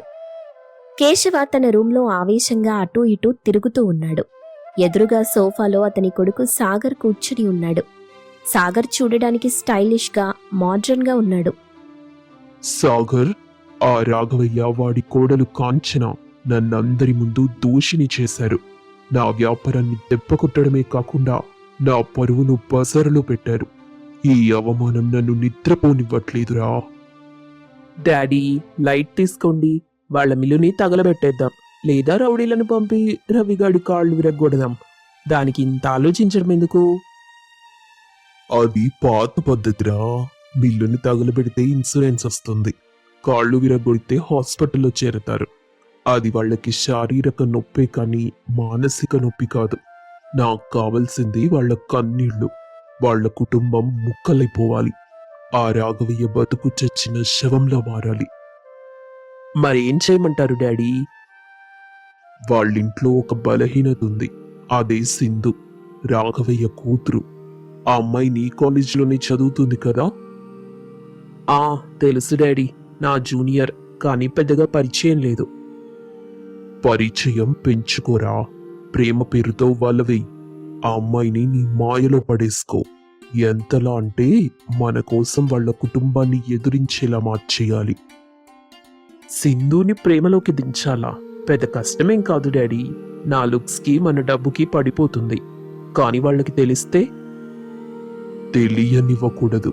నువ్వు నా కొడుకని సింధుకి తెలియకూడదు. నువ్వు కేవలం సాగర్ అని చెప్పు. మన ఇంటి పేరు చెప్పకు. ఒకసారి ఆ పిల్లని ప్రేమలో పడ్డాక అప్పుడు నేనే రంగంలోకి దిగుతాను. వాళ్ళింట్లో పెళ్లి బాజాలు మోగవు, చావు డప్పులు మోగుతాయి. చేస్తావా నా కోసం? మీ పగ తీరడం కోసం ఏదైనా చేస్తాను డాడీ. రేపటి నుండే మిషన్ సింధు మొదలవుతుంది. ఆ కాంచన తెలివితేటలు నా ప్రేమ నాటకం ముందు పని చెయ్యవు. కేశవ సాగర్ ఇద్దరూ క్రూరంగా నవ్వుకుంటారు. సాగర్ సింధుకి మెల్లమెల్లగా దగ్గరయ్యాడు. సింధు కాలేజ్ గ్రౌండ్లో ఒంటరిగా కూర్చుని ఉంది. చేతిలో ఫోన్ పట్టుకుని నవ్వుతూ మాట్లాడుతుంది. అవతలి వైపు సాగర్. ఏంటి సాగర్, క్లాస్ జరుగుతుంటే ఇలా మాటిమాటికి కాల్ చేస్తే ఎలా? సార్ చూస్తే తిడతారు. సార్ తిడితే ఒక్క క్షణం బాధగా ఉంటుంది, కానీ నీ గొంతు వినకపోతే నాకు రోజంతా నరకంగా ఉంటుంది. నిన్ను చూసినప్పటి నుండి నా ప్రపంచమే మారిపోయింది తెలుసా? అబ్బో, కవిత్వం కూడా రాస్తున్నారా? అంత ప్రేముందా నా మీద? ప్రేమ కాదు సింధు, ఆరాధన. నువ్వు చాలా స్పెషల్. మీ ఇంట్లో వాళ్ళు నిన్నెలా చూస్తారో తెలీదు గాని నా కళ్ళతో చూస్తే నువ్వొక రాణివి. నీకు దక్కాల్సిన గౌరవం, ప్రేమ ఎక్కడ దొరకటం లేదని నా బాధ. నిజమే సాగర్, నువ్వు చెప్పింది కరెక్టే. మా ఇంట్లో ఇప్పుడు అందరూ మా వదిన కాంచనా జపమే చేస్తున్నారు. నాన్నకి వ్యాపారం, అమ్మకి వదిన, అన్నయ్యకి మిల్లు. వీటి మధ్యలో నేనున్నానో లేదో కూడా ఎవ్వరికీ పట్టటం లేదు. చూసావా, నీలాంటి అందమైన తెలివైన అమ్మాయిని వాళ్ళు నెగ్లెక్ట్ చేస్తున్నారు. అది నిన్ను కళ్ళలో పెట్టుకుని చూసుకుంటాను. నీకే కష్టమూ రానివ్వను. నీ కుటుంబం నిన్ను అర్థం చేసుకోకపోయినా నేనర్థం చేసుకుంటాను. Thank you Sagar. ఈ మధ్య నాకున్న ఏకైక ఓదార్పు నువ్వే. వదినొచ్చాక అమ్మ కూడా మారిపోయింది. నన్నెవ్వరూ పట్టించుకోవట్లేదు. కొన్నిసార్లు అనిపిస్తుంది ఈ ఇల్లు వదిలి ఎక్కడికైనా వెళ్ళిపోవాలని. ఎక్కడికో ఎందుకు, నా గుండెల్లోకొచ్చేయ్. మనం పెళ్లి చేసుకుందాం సింధు. నువ్వు సరే అంటే రేపే మీ ఇంటికొచ్చి మీ నాన్నని అడుగుతాను. ఒకవేళ వాళ్ళు ఒప్పుకోకపోతే? వాళ్ళు ఒప్పుకోకపోతే ఏంటి? నా జీవితం నా ఇష్టం. వాళ్ల కోసం నేను నా ప్రేమని వదులుకోను సాగర్. అవసరమైతే అందర్నీ ఎదిరించి నీతో వస్తాను. నువ్వు నాకు ముఖ్యం. I love you Sindhu. నువ్వెంత డేరింగ్ అనుకోలేదు.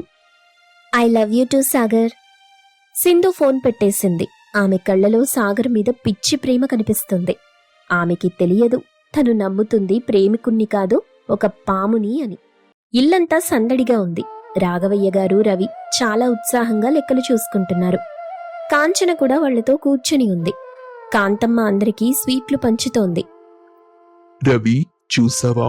ఈ నెల లాభాలు గత 10 ఏళ్లలో ఎప్పుడూ రానంతగా వచ్చాయి. మన organic health rice brand state మొత్తం పాకిపోయింది. అవునాన్నా, మనం ఇంకో గోడౌన్ తీసుకోవాలేమో. ఇదంతా కాంచన వల్లే. ఆనాడు కేశవగడి కుట్రని బయటపెట్టకపోతే ఈ రోజు మనం రోడ్డు మీద ఉండేవాళ్ళం. నా కోడలు బంగారం అండి. కాంచన, ఈరోజు నీకు ఇష్టమైన పాయసం చేస్తాను. థ్యాంక్ యూ అత్తయ్యా. కానీ పాయసం తర్వాత ఇప్పుడు నేను అర్జెంటుగా మిల్లుకెళ్ళాలి. కొత్త మిషనరీ వస్తోంది, దగ్గరుండి ఇన్స్టాల్ చేయించాలి. ఆదివారం కూడా నా కాంచన, కాసేపు రెస్ట్ తీసుకోవచ్చు కదా. వ్యాపారంలో రెస్ట్ ఉండకూడదు మావయ్య గారు. శత్రువు దెబ్బతిన్నాడు గాని వాడు మళ్ళీ ఏ రూపంలో వస్తాడో తెలీదు. మనమెప్పుడూ అప్రమత్తంగా ఉండాలి. నిజమే కాంచన, నువ్వు వెళ్ళు, నేను సాయంత్రం వస్తాను. అందరూ బిజినెస్ గురించి, లాభాల గురించి మాట్లాడుకుంటున్నారు. సోఫాలో ఒక మూలన కూర్చొని ఫోన్ చూసుకుంటున్న సింధుని ఎవ్వరూ గమనించట్లేదు. సింధు కోపంగా వాళ్ల వైపు చూస్తోంది. సాగర్ చెప్పింది నిజమే. వీళ్లకి లాభాలు, బిజినెస్, వదిన ఇవే ముఖ్యం. నేనున్నానా చచ్చానా అని కూడా చూడటం లేదు. అమ్మకేమో ఆ కాంచనకి స్వీట్ తినిపించడమే సరిపోతుంది. నా గురించి అడిగే నాదుడే లేడు. సింధుకి కుటుంబం మీద ఉన్న కొంచెం ప్రేమ కూడా ఈ నిర్లక్ష్యం వల్లే పోతోంది. సాగర్ మాటలే ఆమెకి వేదవాక్కులా మారుతున్నాయి. కాంచన ఫైల్స్ చూస్తూ బిజీగా ఉంది. అప్పుడే మిల్లు మేనేజర్ వచ్చాడు. మేడం, కొత్త మిషన్ ఫిట్టింగ్ అయిపోయింది, ఒకసారి వచ్చి చూస్తారా? వస్తున్నాను అన్నట్టు ఆ కేశవ మనిషి శేఖరం వెళ్ళిపోయాక కొత్త సూపర్వైజర్ ఎవరు? ఇంకా ఎవరిని తీసుకోలేదు మేడం, ప్రస్తుతానికి నేనే చూస్తున్నాను. జాగ్రత్త, ఎవరినీ గుడ్డిగా నమ్మకండి. సీసీ కెమెరాలు ఎప్పుడూ ఆన్లోనే ఉండాలి. కాంచన లేచి వెళ్లబోతుంటే ఆమె చీర కొంగు టేబుల్కి తగిలి చిరుగుతుంది. అదే సమయంలో చేతిలో ఉన్న నీళ్ల గ్లాస్ కింద పడిపోతుంది. అరే, ఏంటిది? మంచినీళ్ల గ్లాస్ పగిలిపోయింది, చీర చిరిగింది. అయ్యో మేడం, పర్లేదు, నేను క్లీన్ చేయిస్తాను. అది కాదు మేనేజర్ గారు, ఎందుకో మనసు కీడు శంకిస్తుంది. ఉదయం నుండి ఏదో తెలియని భయం. ఇంట్లో అందరూ బాగున్నారు కదా, నేను బిజినెస్ అంటూ ఇంటిని పట్టించుకోవటం మానేశానా? అలాంటిది ఏం లేదు మేడం, మీరు చాలా కష్టపడుతున్నారు. ఇది జస్ట్ యాక్సిడెంట్ అంతే.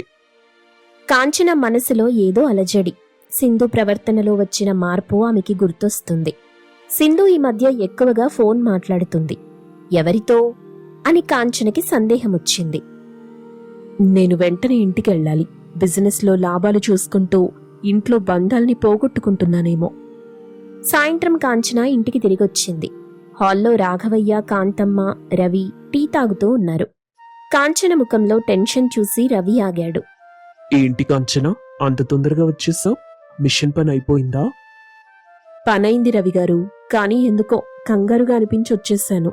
సింధు ఎక్కడా? తన గదిలో ఉంది కాంచన, ఉదయం నుండి బయటకే రాలేదు, తలకాయ నొప్పంది. అప్పుడే సింధు గదిలో నుండి కొత్త బట్టలు వేసుకుని అందంగా తయారై ఉంది. ఏమ్మా సింధు, ఎక్కడికైనా వెళ్తున్నావా? అంత గ్రాండ్గా తయారయ్యావు. అవును నాన్న, ఒక ముఖ్యమైన విషయం చెప్పాలి. ఏంటమ్మా? నేనొక అబ్బాయిని ప్రేమిస్తున్నాను. ఇంట్లో నిశ్శబ్దం ఆవహించింది. ఏంటే ప్రేమ? ఎవరమ్మా వాడు? మన స్థాయికి సరిపోతాడా? నాకు స్థాయి అవసరం లేదమ్మా, అతను మంచివాడు. నన్ను ప్రాణంలా చూసుకుంటాడు.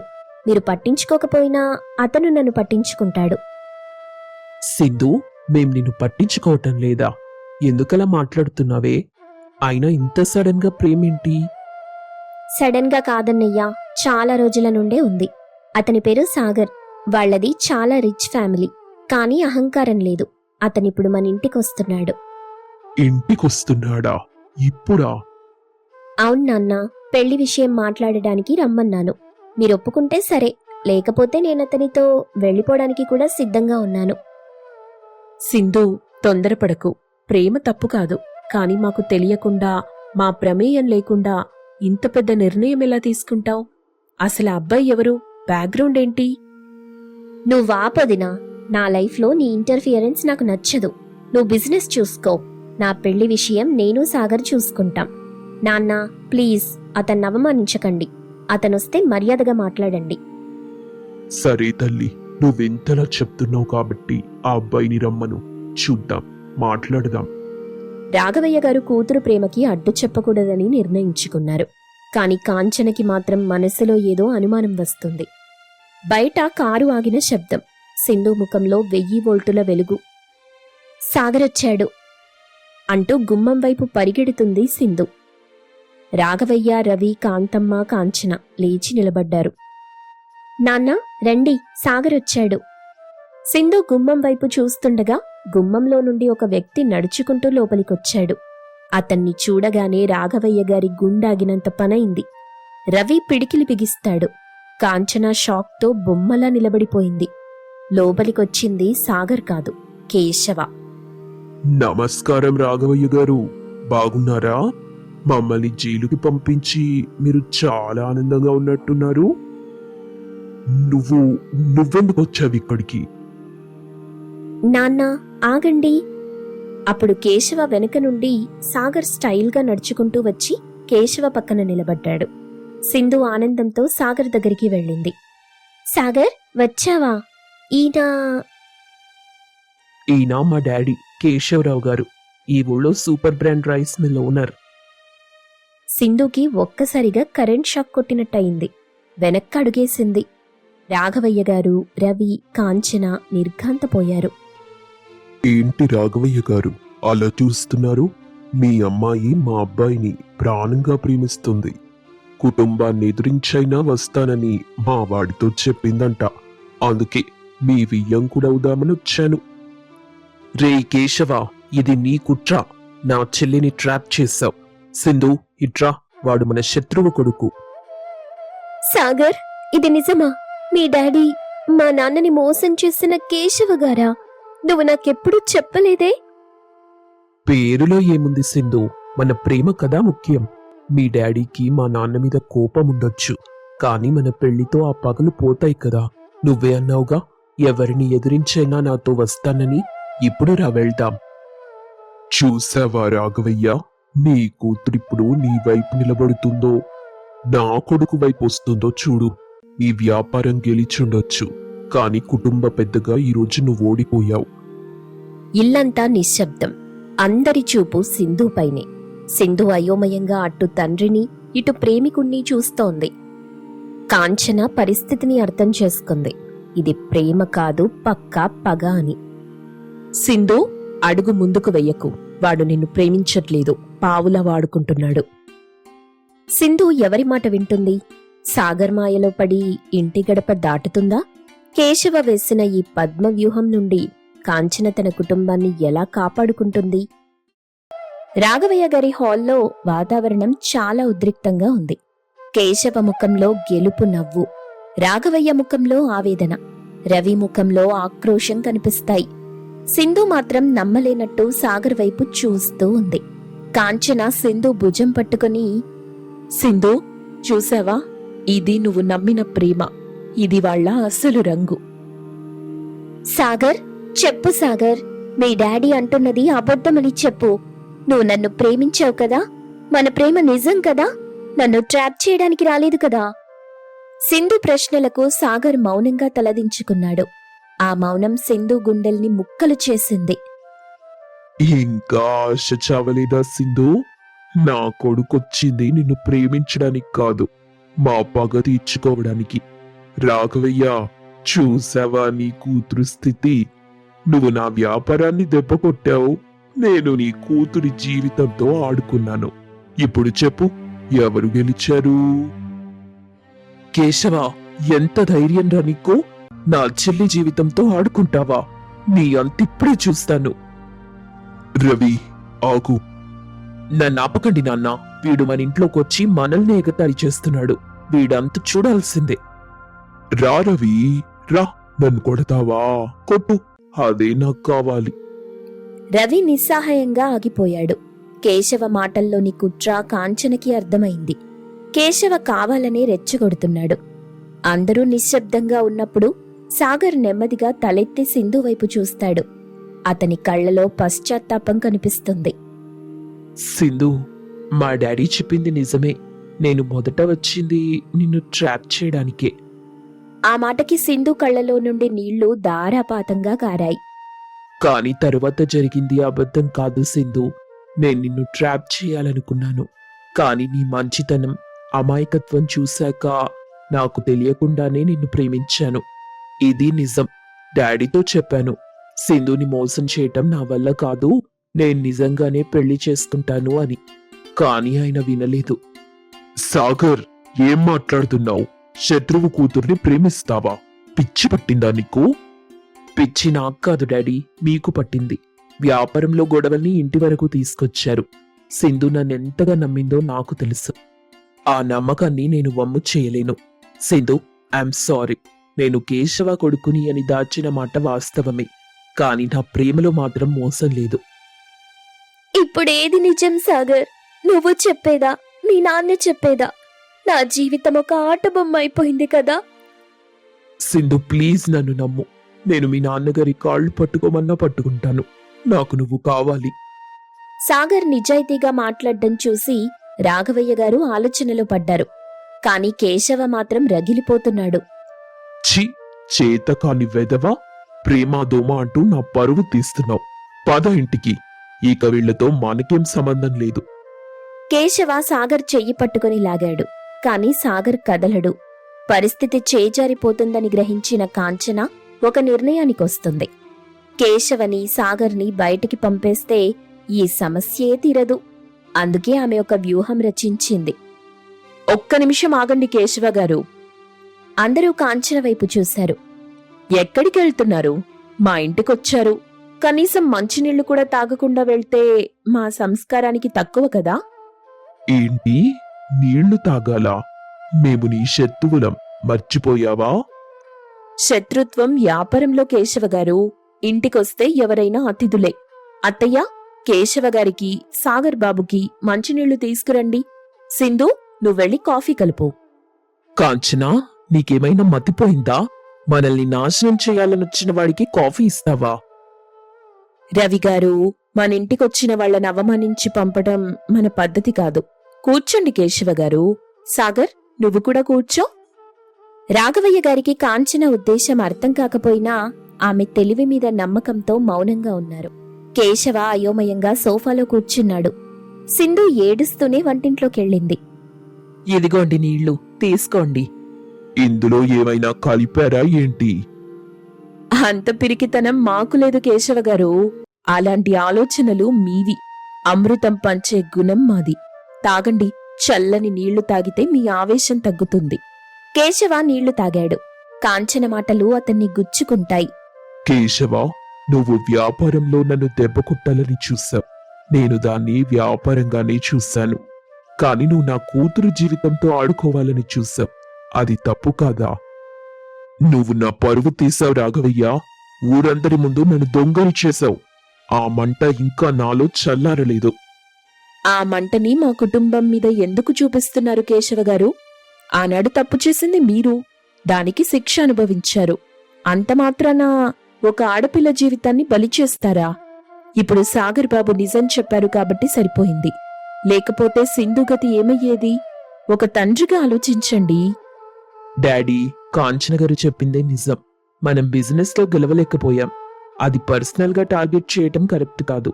సింధు చాలా మంచి అమ్మాయి. ఆవిడ నా భార్యగా మన ఇంటికొస్తే మన ఇంటి పరువు పెరుగుతుందే తప్ప తరగదు. చూడు కేశవ, మాకు నీ మీద కోపం ఉంది. కానీ నీ కొడుకులో ఉన్న నిజాయితీ నీలో లేదు. వాడు ప్రేమించాడు కాబట్టి నిజం చెప్పాడు. అదే నీ బుద్ధి వాడుకుంటే సింధుని మోసం చేసి వదిలేసేవాడు. కేశవ గారు, గెలుపంటే శత్రువుని ఓడించటం కాదు, శత్రువుని మిత్రుడిగా మార్చుకోవటం. మేము మిమ్మల్ని పోలీసులకు పట్టించింది మీ మీద ద్వేషంతో కాదు, మా ఆత్మరక్షణ కోసం. మీరా పగని వదిలేస్తే మనం మిత్రులుగా ఉండొచ్చు. ఒకే వ్యాపారం చేస్తూ ఇలా ఆయుధాలు దూసుకుంటే ఎవ్వరికీ లాభం ఉండదు కదా. సింధు కాఫీ తెచ్చిచ్చింది. ఆమె కళ్ళు వాచిపోయున్నాయి. అది చూసే సాగర్ చలించిపోయాడు. సింధు, ప్లీజ్ ఏడవకు. డాడీ ఒప్పుకోకపోయినా నేను నిన్ను పెళ్లి చేసుకుంటాను. కానీ పెద్దల సమక్షంలో జరిగితే బాగుంటుందని ఆగాను. డాడీ, ఒక్కసారి మీ పగ పక్కన పెట్టి తండ్రిగా నా గురించి ఆలోచించండి. కొడుకు మాటలు, కాంచన చూపించిన మర్యాద, రాఘవయ్య మౌనం ఇవన్నీ కేశవ మనసుని కరిగించటం మొదలెట్టాయి. ఇన్నాళ్లు తను రాక్షసుడిలా ప్రవర్తించానని, వాళ్లు మాత్రం మనుషుల్లా చూస్తున్నారని అతనికి అర్థమవుతుంది. రాఘవయ్య, నేను నిన్ను నాశనం చేయడానికే వచ్చాను. కాని నువ్వు, నీ కుటుంబం నాకు కాఫీ ఇచ్చి గౌరవించారు. అతిథి మర్యాద అంటే ఇదేనేమో కదా. నాటకం ఆడదామని వచ్చిన నాకు నిజమైన సంస్కారం ఏంటో చూపించారు. మనిషి నాకు తప్పులు చేయటం సహజం కేశవ. వాటిని సరిదిద్దుకోవటమే గొప్పతనం. నిజమే, నేను ఓడిపోయాను రాఘవయ్య. నీ తెలివైన కోడరు ముందు, నీ సంస్కారం ముందు నా పగ ఓడిపోయింది. సాగర్, నీకు సింధు కావాలా?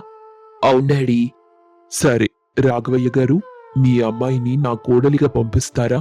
ఈసారి కుట్రలేదు, కేవలం కోరిక మాత్రమే. మీ అమ్మాయి మా ఇంటికొస్తే ఆ లక్ష్మీదేవి వచ్చినట్టేనని భావిస్తాను. మన రెండు కుటుంబాల మధ్య ఉన్న పగ ఈ పెళ్లితో బంధుత్వంగా మారాలి. అందరూ ఆశ్చర్యపోయారు. సింధు మొహంలో నవ్వు వికసిస్తుంది. రాఘవయ్య గారు, కాంతమ్మ ఆనందంతో ఒకరినొకరు చూసుకుంటారు. ఇంతకంటే ఏం కావాలి కేశవ? గతం గతః. ఇక నుండి మనం వియ్యంకులం. కేశవ గారు, అంటే మావయ్య గారు, మీరంటే నాకింకా కోపం పోలేదు. కానీ సాగర్ మీద నమ్మకంతో ఒప్పుకుంటున్నాను. అందరూ నవ్వుతారు. వాతావరణం తేలిక పడుతుంది. కాంచన గారు, మిమ్మల్ని చూస్తుంటే అసూయగా ఉంది. రాఘవయ్య గారికి మీలాంటి కోడలు దొరకటం ఆయన అదృష్టం. మీరు వ్యాపారాన్నే కాదు, విడిపోతున్న కుటుంబాలని కూడా కలుపుతారు. మీరు గ్రేట్ అమ్మా. థ్యాంక్ యూ బాబాయ్ గారు. ఆ రోజు నేను ఆలోచించింది నా కుటుంబం కోసం మాత్రమే. ఈ రోజు మీరు మా కుటుంబంలో భాగమయ్యారు. ఇక మనం కలిసి వ్యాపారం చేద్దాం, పోటీపడి కాదు. సింధు సాగర్ల పెళ్లి అంగరంగ వైభవంగా జరుగుతుంది. బంధుమిత్రులందరూ వచ్చారు. రాఘవయ్య, కేశవ పక్కపక్కనే కూర్చొని నవ్వుతూ మాట్లాడుకుంటున్నారు. కాంతమ్మ, కాంచన పెళ్లి పనుల్లో బిజీగా ఉన్నారు. కాంతమ్మ కాంచనని పిలిచి, కాంచనా, అటు చూడు, మీ మావయ్య గారు కేశవ గారు ఎంత సంతోషంగా ఉన్నారో. ఒకప్పుడు కత్తులు దూసుకున్నవాళ్లు ఇప్పుడు వియ్యంకులుగా ముచ్చట్లు చెప్పుకుంటున్నారు. ఇదంతా నీ వల్లే సాధ్యమైంది తల్లి.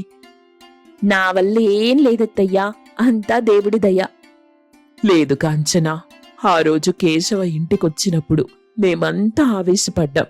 కాని నువ్వు మాత్రం మర్యాద అనే ఆయుధంతో వాడి మనసు గెలిచావు. తెలివైన కోడలు అని ఊరికే అనలేదు. ఇంటిని, వ్యాపారాన్ని, బంధాల్ని అన్నింటినీ కాపాడావు. అవును కాంచనా, సింధు జీవితం ఏమవుతుందోనని భయపడ్డాను. కాని నువ్వు దాన్నొక అందమైన మలుపు తిప్పావు. సాగర్ చాలా మంచివాడు. సింధు హ్యాపీగా ఉంటుంది. సింధు, సాగర్ ఇద్దరూ వచ్చి కాంచన, రవి కాళ్లకు నమస్కరించారు. వదినా, థ్యాంక్ యూ. ఆ రోజు నువ్వు కల్పించుకోకపోతే ఈరోజు ఈ పెళ్లి జరిగేది కాదు. నేను నిన్ను చాలా అపార్థం చేసుకున్నాను. నువ్వు నాకు అమ్మలాంటి దాని వదినా. పిచ్చి సింధు, ఆడపడుచంటే ఇంటికి దీపం. ఆ దీపం ఆరిపోకూడదు, వెలుగుతూనే ఉండాలి. నువ్వెప్పుడూ సంతోషంగా ఉండాలి, నాకంతే చాలు. అందరూ సంతోషంగా ఫోటోకి పోజిచ్చారు. రాఘవయ్య గారి ఉమ్మడి కుటుంబం ఇప్పుడు మరింత పెద్దదైంది. కాంచన తెలివితేటలు, ఓర్పు ఆ కుటుంబాన్ని ఒక కంచుకోటలా నిలబెట్టాయి.